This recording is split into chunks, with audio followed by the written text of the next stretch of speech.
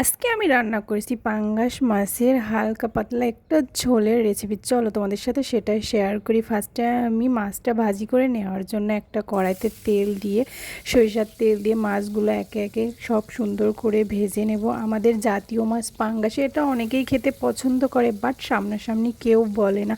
আমি সামনাসামনি বলবো, আমার অনেক ফেভারিট এই পাঙ্গাস মাছটা, কারণ এই মাছে কাঁটা নেই।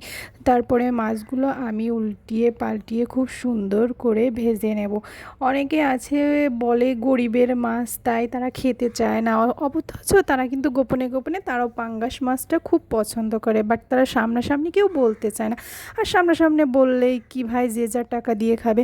এখানে কথা বলতে বলতে আমি মাছগুলো লাল লাল করে ভেজে নিয়েছি। আর আমার এই পাঙ্গাস মাছের পাতলা ঝোলটা করতে মাছটা একটু কড়া করে ভেজে নেব। সেহেতু অন্য কড়াইতে আমি আরেকটু তেল দিয়ে এখানে এক মুঠ কাঁচা পেঁয়াজ ভেজে নেব। কাঁচা পেঁয়াজটা আমি লাল লাল সুন্দর করে ভেজে নেব। পেঁয়াজটা যতক্ষণ লাল লাল না হবে ততক্ষণ ধরে ভেজে নেব। লাল লাল করে ভাজা হয়ে গেলে এখানে আমি পেঁয়াজ বাটা, হলুদ, স্বাদ মতো নুন, জিরে বাটা, গুঁড়ো ঝাল, ধনিয়া গুঁড়া সব কিছু এখানে অ্যাড করেছি। সো এখানে অ্যাড করে দিয়ে আমি খুব সুন্দরভাবে এটাকে নেড়ে চেড়ে নেব। নেড়ে চেড়ে নেওয়ার পরে এর মধ্যে আমি সামান্য পরিমাণের একটু পানি অ্যাড করব, যাতে মশলাটা পুড়ে না যায়। এই জন্যই আমি পানিটা অ্যাড করব। যখনই এভাবে মশলাটা তেল তেল ছাড়বে, তখন এর মধ্যে দিয়ে দেবো একটা পরিমাণে টমেটো, লাল লাল টমেটো কুচি।